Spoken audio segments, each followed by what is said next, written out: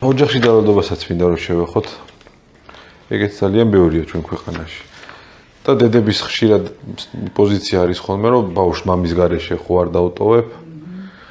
უნდა ბავშვს მოძალადე მამა და დაჩაგრული დედა. ამაზე არ ფიქრობენ ხოლმე და თქვენგან მინდა რომ მოისმინონ, რას აძლევს ბავშვს, როცა ხედავს რომ მამა ძალადობს და როცა ხედავს რომ დედა სულ გალახულია ან გალანძღულია და ასე შემდეგ. ხო, ეგ ძალიან დამაზიანებელია და ძალიან ეს სწორად უნდა ხოლმე. ზოგჯერ აი ესეც იხარშება თითქოს ოჯახის შიგნით.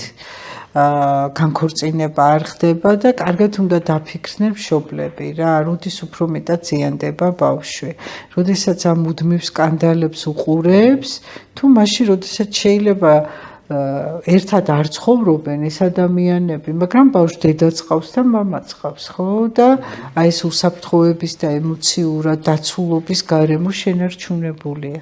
ხო, აი რამდენ ადამიანს უთქვამს, რომ მამაჩემის ფეხის ნაბიჯების ხმაზე უკვე შეშდებოდი. ვიცოდი, რომ სკანდალი დაიწყებდა.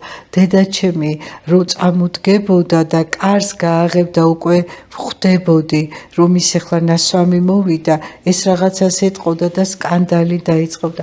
ამას რა თქმა უნდა ჯობია, რომ ეს ადამიანები ცალ-ცალკე ცხოვრობდნენ, მაგრამ ხშირად არის ესეთი შემთხვევებიც, როდესაც ოჯახში ძალადობასთან გვაქვს საქმე, მოძალადე ძალიან ცუდად იყენებს მერე ბავშვს.